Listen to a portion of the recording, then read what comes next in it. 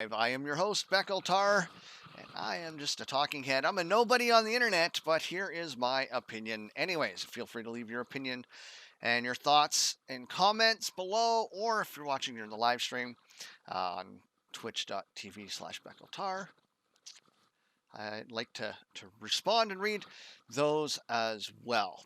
So this is meant to be a bit of interactive show. So if you are watching this on YouTube, Rumble, or wherever else I happen to upload this, and you leave your comment, I will try to get to those comments in the next episode. I don't really have a schedule in mind yet. I kind of want to see how the first couple topics, I guess, take off. And if this is a show that gets popular, then I will do it more often. So yeah, we'll have to go from there. So I want to talk about COVID. Uh, More specifically, there's this new COVID-19 outbreak at it says Kelowna Care Home. It includes fully vaccinated seniors. Now, this is from the Castlegar News, which is a local publication. I don't trust mainstream media. Okay, that's my opinion. Do not trust mainstream media, but these little local papers, they tend to do a pretty decent job of giving you the facts and not a lot of spin, not a lot of framing, um, and they just kind of just tell the story with what the story is. And then I have a little Twitter video of some guy that was interviewed in uh, 2020, and he basically lays out, at least in Canada, exactly what's been happening. And this is before, I think, or just after the lockdown started. So, anyways, let's get on to the news thing. Now, full disclosure, I have had COVID-19. Now, I had the variation of COVID that came after the initial outbreak. So, and you can look this up yourself. There was the initial strain that was released, came over to America, North America, roughly late October, early November of 2019. Now, we didn't really start talking about it until late December and January, but it had already come over here by then, and there are many cases of people who were reporting loss of smell, loss of taste from what was just thought to be a bad flu in November and December. There's many cases out there. Um, Lots of people talking about it. So I would say definitively that's a fact that COVID was in North America uh, prior to the mainstream media really picking up about it, which means sometime in October is when it must have been released in China. Now, I remember back then it was 27 days that you could have COVID, be a carrier and spreader of COVID before you could potentially show symptoms. Now, it was in around April that started to change. And then it went from 27 days to 14 days. And that's because there was a variant. Now, nobody talked about this variant, but were a number of medical journals that actually have two different identifiers, numerical identifiers. I should have called them up. My bad. For the COVID, right? So it's COVID-19 slash, and then there's some other numbers, letters and numbers. And so there's two variants, right? And that was the May, June. If you actually look at all the stats, right, May, June, the numbers fell as far as deaths, right, precipitously, right? That just fell off to almost, to almost nothing, and then through the whole summer, basically nothing, and then it kind of went back up. And a couple reasons for that: COVID doesn't like warm temperatures, and of course it's summer, right? Now in Canada, we're still not as hot as it gets in the States, so it's still hung around here in Canada well enough, because I think it needs 27 degrees Celsius or higher, and that's what kind of killed off that variant of COVID. Where in Canada, I mean, where I live, and I'm in a place that gets fairly warm, Not as warm as some places in Ontario or some places in British Columbia, but a 27-degree day is hot. Like that is a hot day. I don't know exactly what that is in Fahrenheit. You guys can Google the conversion yourself. Uh, so we don't get that many days above that temperature. So it COVID still kind of had a home here. Uh, so that was the first variant that nobody really talked about. Now, what happens traditionally with viruses, and again, you can Google this. This is, if you remember grade 8 science or whatever, right? If you took biology in high school, when a virus mutates, often it becomes more contagious but less deadly because it's survival of the fittest. It's evolving just like everything else, and the idea is you want to live as long as possible while still being able to do what you want to do, right? Infect people because you're consuming resources and stuff like that as a virus. So that was the first variant, and it was May, June. And what happens with the variants is, and this is why I'm going to get into it here with this story. So, but generally, what happens is the variant will kill off its predecessor, right? It basically eradicates it. So the version that we had at initial launch of COVID really wasn't showing up in the tests, the panels by the end of June. So the new variant came out roughly April.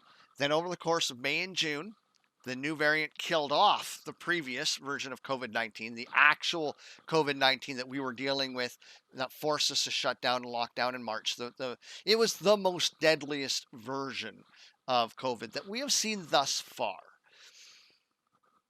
And then now, of course, we've recently had the UK variant and an African variant, and I believe there's a Brazilian variant, and there's been whispers of a Canadian variant. So basically what happens is when a virus basically reaches a threshold within a community, it can really no longer grow or infect, right? It has reached its own form of herd immunity, I guess you could say. So even though the total population hasn't reached herd immunity, in certain areas it has, right? So if you have a severe outbreak in one particular city, but the rest of the state or province hasn't really had much of an outbreak, you can actually reach herd immunity in that city to the point where people that live in that city don't really have anything to fear. Now, if somebody comes into that city, gets infected, takes it back to their town, you get outbreaks, right? But if you can kind of contain the city and or neighborhoods that it's happening in, you can actually reach a form of herd immunity, and that'll help fizzle out the virus. But now the virus has a counter to that. And that's what's basically happening with the UK variants and stuff like that. So what's happening is these centers had very high outbreaks. And so the virus has had multiple opportunities to basically grow and evolve, because every time the virus replicates, it has a chance to mutate. It has a chance to grow, right? That's what cancer basically is your cells are duplicating and replacing themselves all the time, but sometimes something just doesn't happen the way it's supposed to, and you get a little twist in a chromosome, or you get a little twist in the DNA or whatever. Protein. It's usually probably a protein that just wasn't produced enough or something, and so the new cell is a bad cell, but it still replicates, right? And that's kind of what cancer is. So it's just a bad cell that just keeps doing what cells do, and then your body just doesn't really know what to do with it, because your body's like, that's right, but not. And sometimes the not part is where your body starts to attack itself. So that's kind of what happens with the variants. Now, ultimately, one variant will win out over all the others, right? So the new variant, I think right now it's the UK variant, seems to be the dominant one from everything I've read, right? We don't really see too much about the African variant anymore. We don't hear too much about the Brazilian variant. Like I said, there's whispers of a Canadian one. There's rumors that New York could potentially create its own variant because they've had a lot of instances, but Looks like the UK variant is going to be the dominant one. So the UK variant will basically kill off all the previous versions of COVID. And then the UK variant, in probably 6 to 8 months, is going to mutate again. Because the first mutation, October, November, December, January, February, March, April, right? 6, 7 months mutation. May, June, July, August, September, October, November, December, January. So, and we heard about these variants at basically the end of January. So again, 6 to 8 months seems to be the period of time where COVID mutates. Right now, this isn't too far off the mark. Think about the flu vaccine, right? You got the flu vaccine every year. Well, you might not get it, but there's a flu vaccine every year. Why? Right? If it's the flu, why do we? Because the flu mutates, right? So what happens is the flu. The flu shot we get here is from the variant of the flu that they get in the southern hemisphere, Australia, South America, stuff like that. So what happens is when the flu breaks out down there, they capture it, put it in a lab, and then they rapidly grow the flu as quickly as they can to run it through multiple generations, right? So basically, they run it through 6 to 8 months of evolution in the course of days and weeks. Then what they do is they take the three most common variants of that flu, and that's what they create the vaccination based on. That's why some years you'll get the vaccine if you've gotten the flu vaccine and it works fine, right? Other years you might have gotten the flu shot, still got the flu, and you're like, well, I got the shot. Why do I still have like this really terrible flu? Well, that's because the variant of the flu that you got wasn't a variant that they created a vaccine for. And this is what brings me to the actual news article. Sorry for the long preamble. So let's read the article here. COVID-19 outbreak at Kelowna Care Home, where residents and staff were offered immunization, is serving as a stark reminder that vaccines aren't 100% effective. So in this, there's other articles that state that the residents and people in this care home have had both shots, right? See, in Canada, the only vaccine that's available to us is the one where you have to get the 2 shots. And these people have had those 2 shots. Provincial Health Officer Dr. Bonnie Henry confirmed Monday that the outbreak at Cottonwoods Care Centre includes staff and residents who have already received vaccination for COVID-19. Interior Health confirmed on Sunday that 2 staff and 10 residents have tested positive for the novel coronavirus. Henry told reporters during a news conference that vaccines can prevent severe illness and death, but aren't a blanket antidote. And I've already kind of, I think, explained why. With the flu shot, right? You can still, even though you got the flu shot last year, the virus is mutated enough that whatever is in the vaccine, often it's a protein or protein blocker or something like that. That basically it's like, think about a virus being a ball with different spikes on it, right? You've seen the COVID ball, right? It looks like it's got little T spikes. Well, what traditional vaccinations do is basically gets your body to produce antibodies or proteins that basically act like you've smeared Vaseline over top of those spikes. So those spikes or whatever is what it uses to latch on to your healthy cells. And then from there the virus drills into your cell and transmits its DNA into the cell's DNA to basically tell the cell that you're going to make viruses as part of your mission, right? Your mitochondria is now my factory for producing more virus cells. But when you goop up, right, those proteins cover up those things. They can't attach to a cell, and they just kind of bounce off each other, whatever. And then your body your white blood cells find them, absorb them, and out they go. So that's traditionally what happens with vaccines. Now, with the current vaccines, these, from what I understand, are mRNA vaccines. So these aren't convincing your body to produce um, antibodies or to produce proteins or whatever enzymes to just basically make the virus ineffective in attacking your cells. It's actually trying to reprogram the cells themselves so that when the virus attaches to those cells, that the virus's DNA that it's trying to inject into your DNA doesn't work. That space has already been taken, is kind of how I understand it. It's a little more complicated than that, but that's kind of the gist that I've gotten from this, which is very interesting, right? Now, the idea here is, of course, those cells will die, and the DNA that was reprogrammed into them by the shot isn't going to continue in your system for very long. So that's why you need two shots. You get the first shot, which is kind of like an initial um, bit of reprogramming, but again, the initial cells it gets into um, are going to die off. I mean, I think our cells are replaced in our body like every so many months or something, right? Some cells are replaced within days.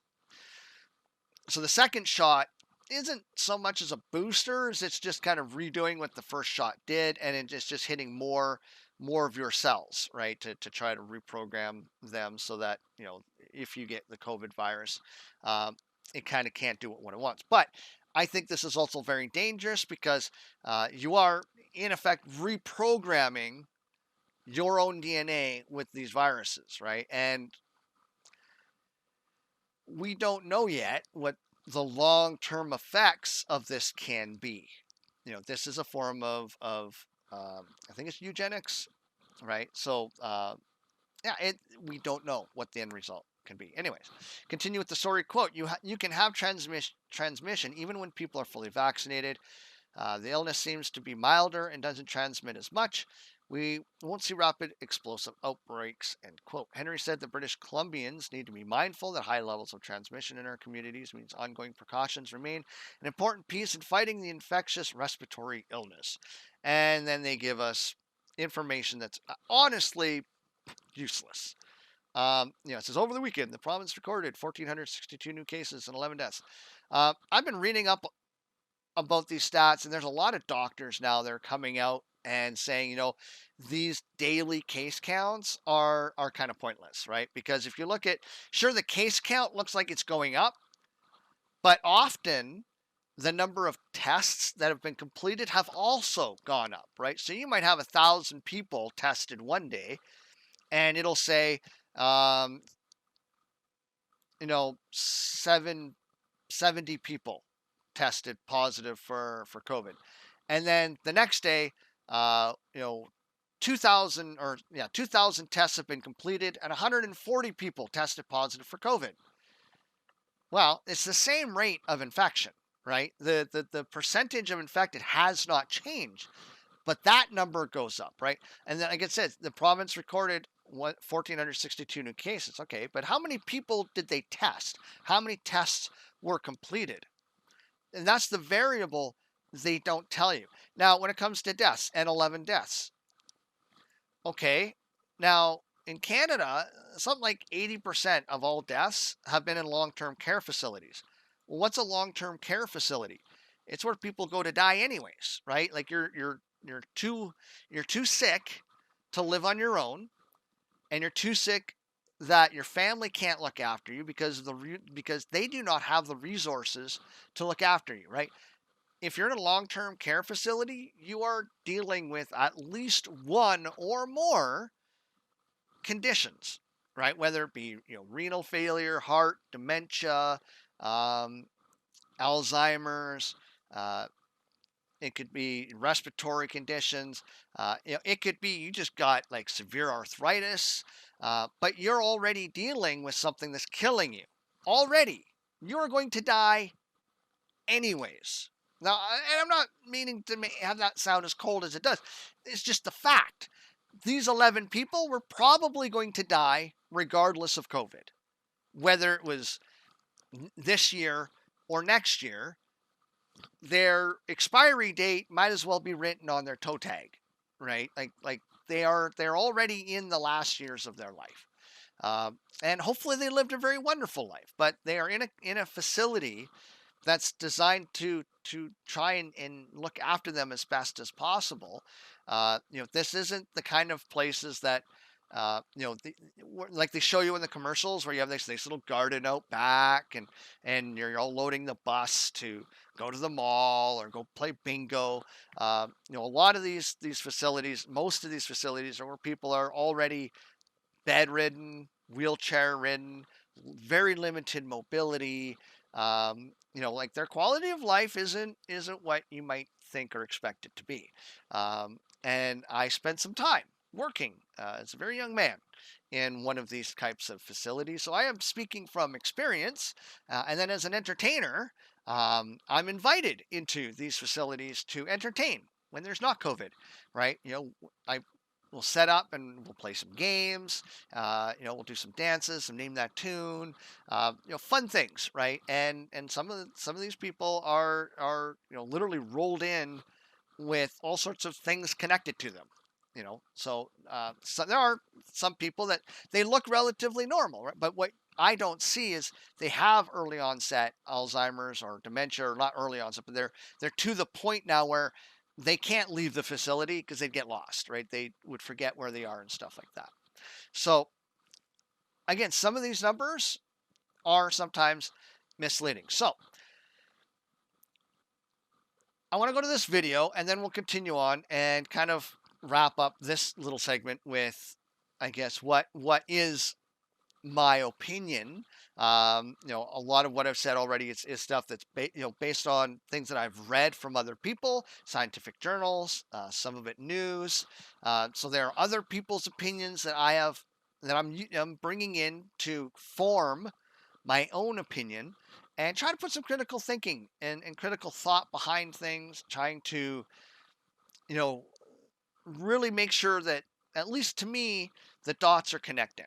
And some dots connect, some dots don't. But anyway, so this is an interview with a fella from, it says spring 2020. I'm going to trust that. And let's hear what he has to say. Now, again, spring 2020. So we're talking April, May, June. So this would be in the midst of the first lockdowns. Don't need a mask. The mask is about compliance because they know Canadians like to do what they're told. So they tell you have to wear a mask. Next, they're going to tell you have to contact trace. Then they're going to tell you have to take the vaccine. And because Canadians like to do what they're told, they're hoping that everyone just complies. And then guess what, kids? Once you take your vaccine, like a dumb person that doesn't know any better, they're going to tell you, sorry, the vaccine isn't as effective as we thought it was going to be. So now you still got to wear your mask, still got to get contact trace, still have all the restrictions and social distancing, and still take your vaccine. And then what did you get out of all of this? You got a whole year where you weren't allowed to travel, your business was closed, they took your rights and freedoms, they forced a vaccine on you, and what happened? The same amount of people died, everything is the exact same, and now they're going to put you back on lockdown and bring it all the way till July of next year so they can do the same thing again. Bring you from July, August, and September, getting you off lockdown, but just to bring you back on lockdown again. If you idiots haven't figured it out yet, it's a perpetual cycle that you never get out of. And it's a way to take your rights, your freedoms, close your business, take your wealth. Why? So you become dependent on government. Why? If you're independent, the government works for you like it's supposed to.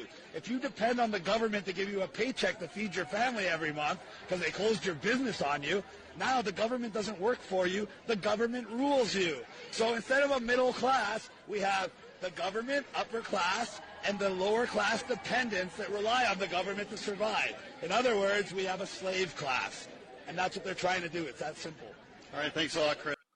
So, and to put that into a personal context, now, that's exactly what's happening. That's exactly what's happening. To put it in a personal context, like I said, I'm an entertainer. I was a full-time disc jockey, entertainer, host. I mean, I'm certified wedding and event planner. I could probably do hypnosis. I've helped with hypnosis shows so often. I was working on game shows.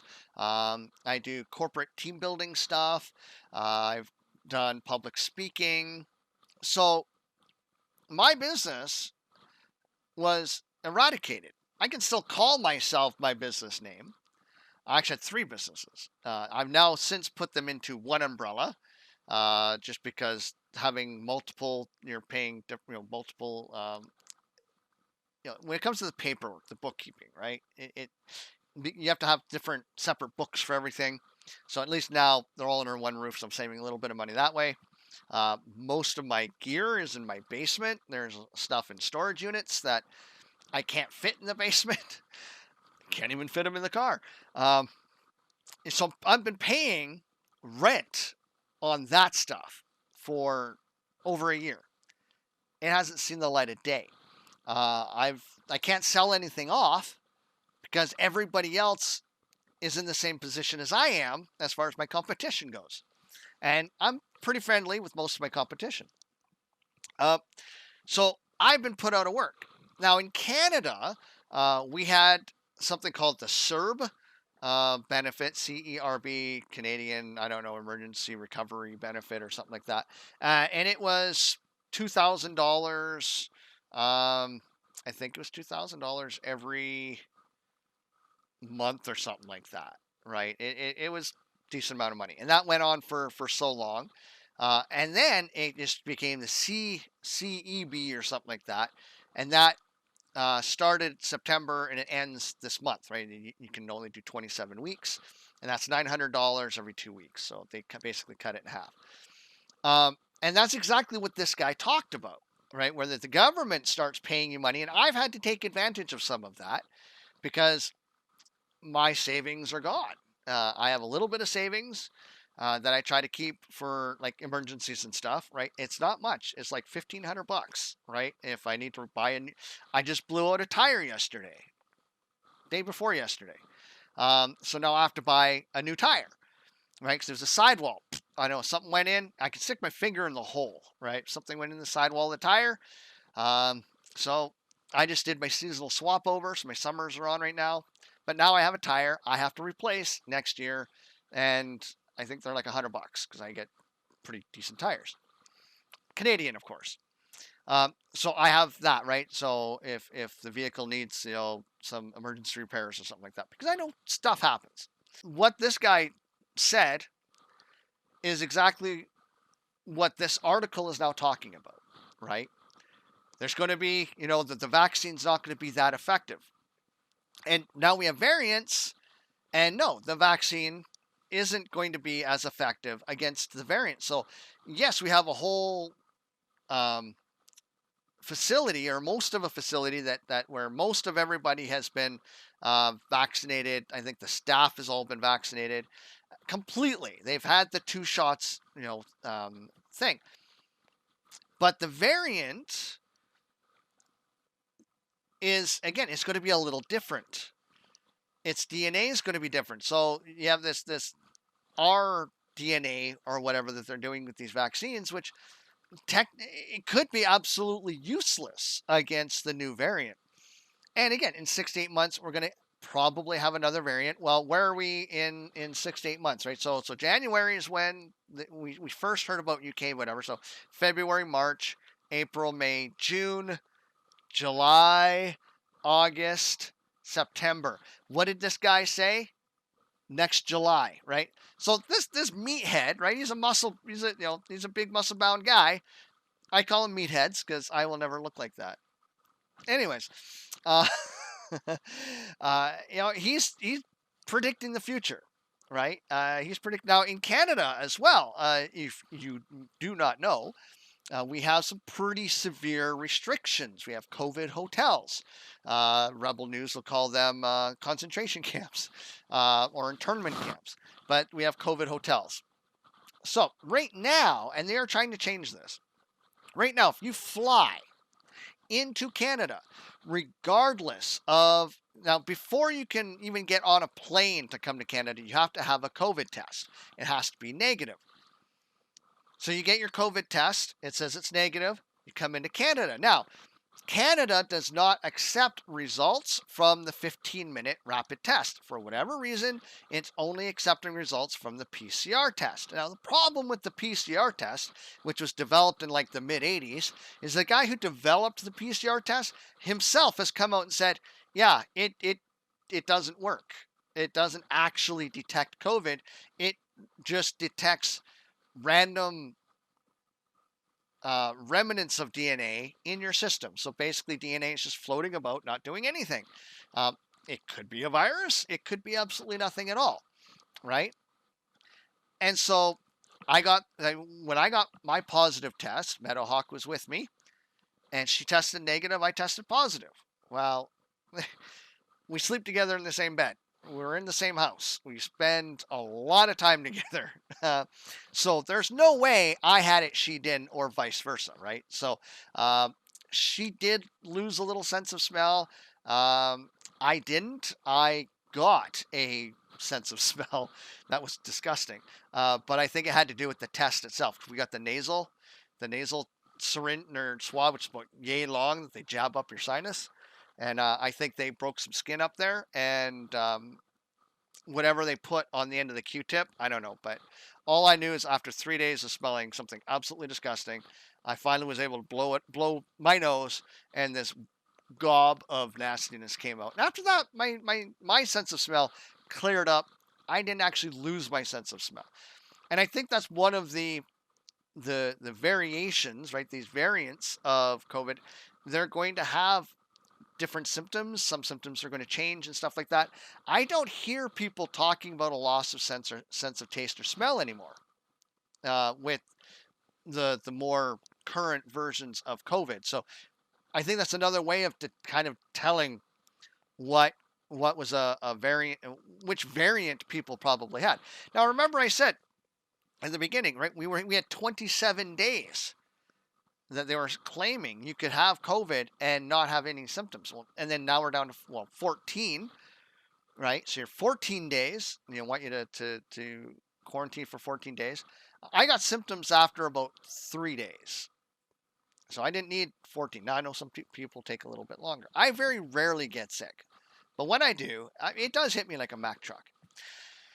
So what does this mean? Like I said, you have to come into Canada with a negative test, but if it's the 15-minute test, sorry, can, Canadian Border Services, whatever, will not accept that, or whatever the agency is. So you have to go to a COVID hotel. So it's go directly to the COVID hotel and do not go anywhere else. They'll put you in an Uber, put you in a cab, whatever, and off you go. You have to be there for a minimum of 3 days. So you go there, you take another test, and you have to be there for 2 nights. You have to pay for this. And now there's varying prices. There's I've heard as little as $1,200 Canadian to $2,000 Canadian. Some people have claimed to paid more than $2,000 Canadian. Um, you might be put up in like a half decent hotel, but you're not getting hotel services. Okay, you're not getting the bed turned down. You're definitely not getting good meals. For the most part, some people have said that they've done very well. Other people, the meals have been cold waffles and stuff like that. Um, so I guess it depends, right? Now, if you test negative, then you get to go home. If you test positive for COVID, they then move you to a government facility where you quarantine for 14 days.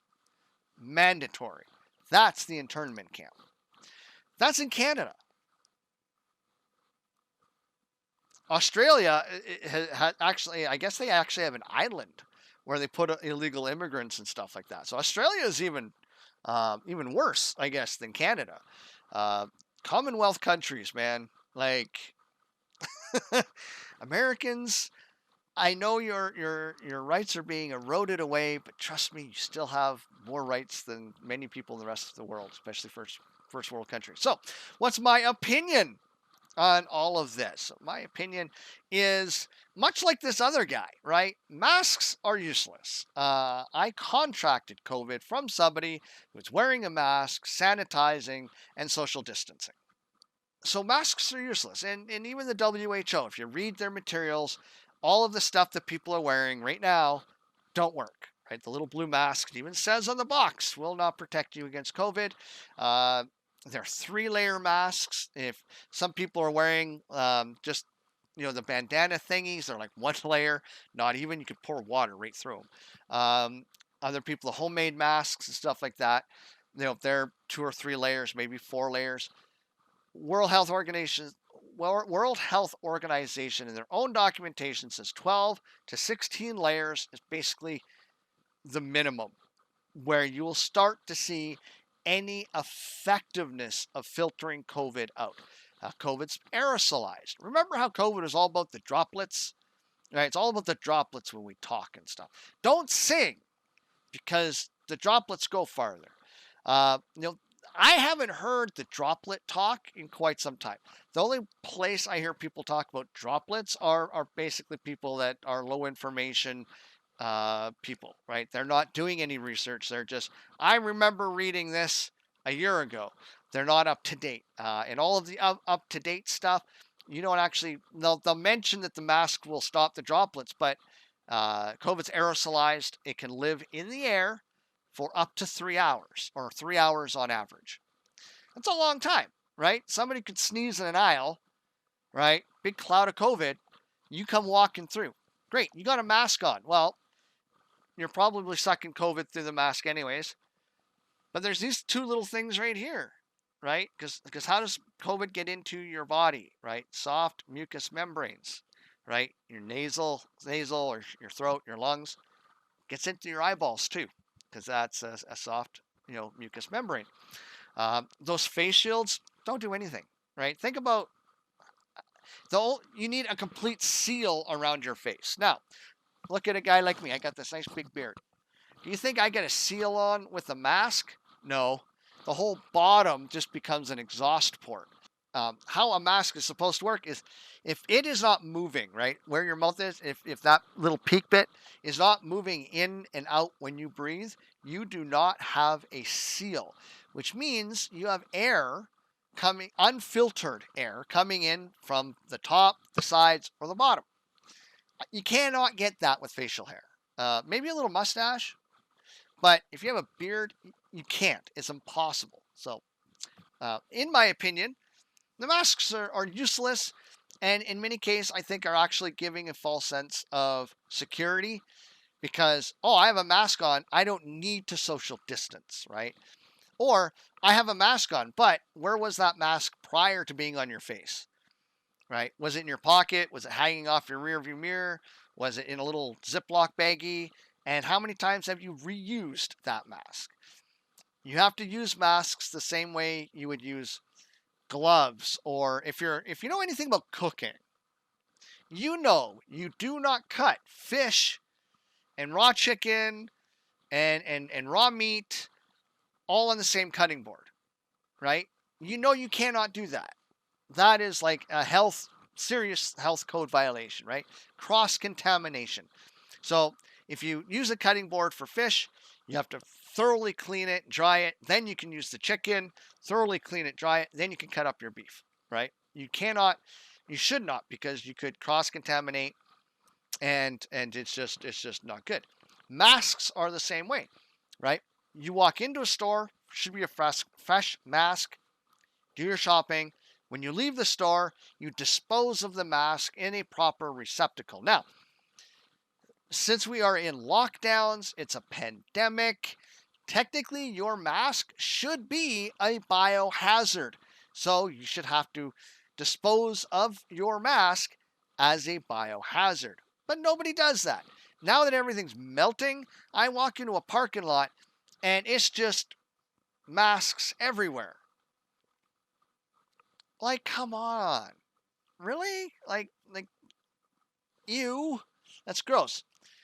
And then now you go into another store, you should put on another fresh mask because you might walk into that store, somebody may have had COVID. You have COVID on your mask. Well, now you leave the store, you get rid of it, right? Fresh mask.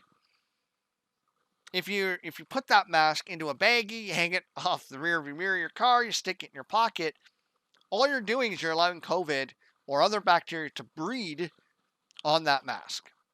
Especially if it's in your pocket or in the baggie, right? Because your mask's going to have moisture on it from your breath. And bacteria especially loves warm, humid, dark environments to grow. So does fungus. And there is fungus in our mouths and stuff like that too. So ultimately, I think we're doing more harm than good with masks, to be honest with you. Like I said, once the mask mandate came in, social distancing basically ended. And if you look at pretty much all the stats out there show that mask mandates, cases went up, cases spiked. Some cases like a hockey stick. In some places, it didn't, right? So not in all cases, but in most cases, from what I can find, that's what happened because people's behaviors change. It gives a false sense of security. Wrap this part up here as far as my opinion on the vaccines versus COVID. Uh, COVID is going to out mutate the current ability to produce vaccines. We can't even vaccine in Canada. Like, how messed up is this? There's a zoo somewhere in the States. They vaccinated primates already. Okay, the monkeys, right? they they've vaccinated them. In Canada, we can't even vaccinate the vulnerable. We do not have enough vaccines because our prime minister was an idiot and didn't make the right deals. So we are way behind. We're like 15th or something like that in the world for vaccinations. It's insane. We're a first world country. It's absolutely ridiculous. You know, our country is a failure when it comes to this whole COVID thing. But like I said, I think COVID is going to outmutate. I think the COVID is just going to become the flu, right? And a lot of people have been comparing COVID to the flu, and honestly, COVID is about 1% more deadly, and it doesn't sound like a lot, but 1% when it comes to 1,000 people or 100,000 people is a big number, right? At 100,000 people, 1% is 100 people. So 100 more people die from COVID than they would the flu. So yeah, when you extend that out, that 1% is significant, right? But the common cold is COVID.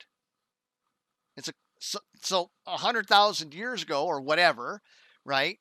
It was the COVID-19 to our ancestors.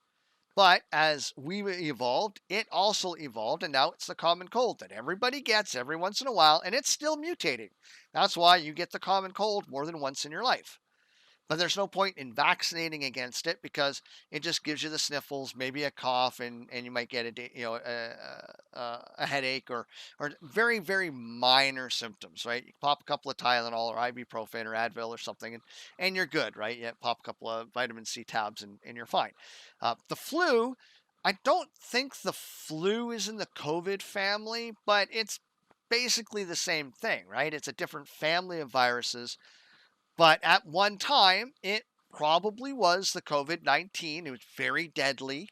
And again, over thousands of years, many, many, many iterations, it's become less and less deadly. It still kills. The flu still kills people, young and old. COVID doesn't kill young people, it kills old people. So, yeah, I think you guys have a pretty good gist of what my opinion is on this stuff. And the lockdowns, and end the mask mandates. Ending the mask mandate is not me telling you to stop wearing a mask. If you think a mask makes you safer, wear a mask. But don't force me to wear a mask because at the end of the day, it's more risky to my health than your health for me to wear a mask. Definitely social distance. Absolute. That goes without saying. Okay. You don't know what anybody has. So social distance with people you don't know. Don't, and I think we do that anyways, right? Nobody likes somebody in our personal bubble, right? There's that area of space around us. It's usually about a meter. Basically, subconsciously, we all have it. Put your arms straight out to the sides, right? That is your personal air. That's your personal bubble. That's your bubble. We all have that bubble. And for 99% of us, that is about the size of our bubble. Now, some people don't mind it if people get a little closer. Some people, they want their bubble a little bigger than that. But on average, put your arms straight out to the sides and draw a circle around you. That is your personal bubble. Now, if somebody else does that, guess what? You're 6 feet or more away from each other, right? Because your arm outstretched is going to be what, 3 feet or something like that. Their arm's going to be another 3 feet or so. Well, a meter is just over 3 feet. A yard is what, 3 feet. So, I mean, that's 6 feet. That's your social distancing right there. So maintain your personal bubbles with people you don't know. I'm okay with not handshaking. It has nothing to do with me being agoraphobic or germaphobe or anything like that. I would say most of the people that I shake hands with are much younger than me, don't know how to handshake. I get this little limp thing, even from men. This limp thing, right? You go to shake their hand, and it's just this limp, wet, soggy, damp thing. It's like, what am I shaking? Like, do you have like a sea creature on the end of your arm? Because that is gross, right? I want a nice, firm hand, you're not crushing somebody, a firm handshake, like a little firmer than you'd probably use to hold up a full drink. Like if you have a full drink, right? Think about the grip strength you need to use to hold that bottle in one hand. That's all you need for a handshake. It's just that kind of a grip, just a little squeeze, just a little, right? You're not sitting there trying to go. That's not a handshake. It's just being rude. But yeah, I get this wet, soggy little noodle thing from a lot of people. If you don't know how to do a fist bump, I'm okay with that, right? Don't throw the elbow at me. I'm just gonna look at you funny. Why? A handshake or a fist bump, I have to extend my arm. Remember the social distancing, right? Remember, arms out to the side. If I need to fist bump you, right? Then your circle and my circle are overlapping a little bit. If I have to elbow you, well, that means I'm a foot and a half, or I'm about a foot closer to you, and you're a foot closer to me. That means our personal space bubbles are overlapping a lot. So I don't need to get that close to you. Not right now, not in a pandemic. And it's just stupid touching elbows. My elbows are on everything. It's on the inside of my car. It's on my chair. I'm pushing doors open. If I'm going to have COVID anywhere on my body, it's going to be my flipping elbows.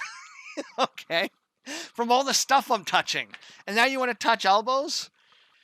I think the guy in the YouTube videos got it right. This is more about control. This is more about the government not working for us, but trying to make us dependent on the government. And if we are dependent on the government, we are not going to make the best choices. We are not going to elect the right people, because all that's going to happen is we're just going to keep electing people that are going to keep giving us more. We have to understand, and we have to remember that the government produces nothing. Okay? The government produces nothing. So all of the money that the government's handing out is your money. It's also somebody else's money. And if the government keeps crushing businesses like it is, then that somebody else's money eventually doesn't exist. And when that person's money no longer exists, well, now how is the government giving you money? Well, that's why you have deficits. That's why you go into huge debts. And eventually those debts come due. Your dollar becomes worthless. Have you not noticed prices keep going up on things? You want to know why prices keep going up on things? Because your dollar is worth less than it was. The value of the loaf of bread, the eggs, whatever, the value has not changed. What's changed is the worth of your dollar. That's what it is. So now we're going into a whole nother topic. And this particular topic is going to come to an end much longer than I intended, but that's going to be par for the course because, well, I have a lot of opinions. So welcome to the show. If you have something you'd like me to share an opinion on, leave a comment below. If you're here live in chat, I'll try to give those as well. Before we wrap things up here, Core Code has a couple more thoughts. I feel like the mandate should be lifted. Yes, by all means, if you feel safe wearing one or even 100 on your face, more power to you as far as wearing masks. I agree. Consult your physician, consult your doctor. If there may be other reasons you should be wearing a mask. I mean, if you're in a high pollution area, wear a mask because the current blue 3-layer mask will filter out larger particulates. So if you're in a heavy metropolitan area like Toronto, where there could be smog days, yeah, absolutely. I have nothing against masks. My point is when it comes to COVID, what I see on people's faces as I'm walking around do nothing. They literally don't do anything to protect you from COVID, but they have the potential to do other things that are negative to you. And I know a lot of people, well, doctors, they wear them. Yeah, in a sterile environment where, it's basically protect blood from squirting into their face when they're cutting into you in surgery, and, to stop them from drooling on you because they've done this surgery a bazillion times. They're on autopilot and they're not even, and they're thinking about what they're going to have for dinner that night. That's what the mask is for in an operating environment, right? It's to protect against bodily fluids. They're not operating on you if you have an infectious disease unless it's absolutely necessary. And if they are, they're not wearing those nice little blue masks you see on all of these nice TV shows. They're wearing something far more substantive. Talking about handshakes, Core Code says they seem to hold it too long, like they get attachment issues once they actually get a hold of your hand. In younger people, anyway, I see this too often. We will keep voting in the one who will say they will give us more, but most likely will never give us more. Well, that's the problem, right? We need to vote in the person that's giving us less. We need to vote in the person that says, I'm going to reduce what the government is paying out in social programs and whatnot, and leave it up to the private sector, leave it up to you, the citizen, to fund these things. Okay. Right. So I'm all about sharing ideas, opinions, and having those kinds of conversations. I think that would be, I think it's going to be a lot of fun. And like I said, we're going to talk about everything and anything. I know I will definitely have people coming in on some of these conversations. Some of them will be planned. I started with COVID and we did a whole circle around talking about some language. And we're not even deep diving into that. Uh, but yeah, there's a lot more we can go with. So thank you guys so very much for being here and being a part of this. Hopefully you've been somewhat entertained.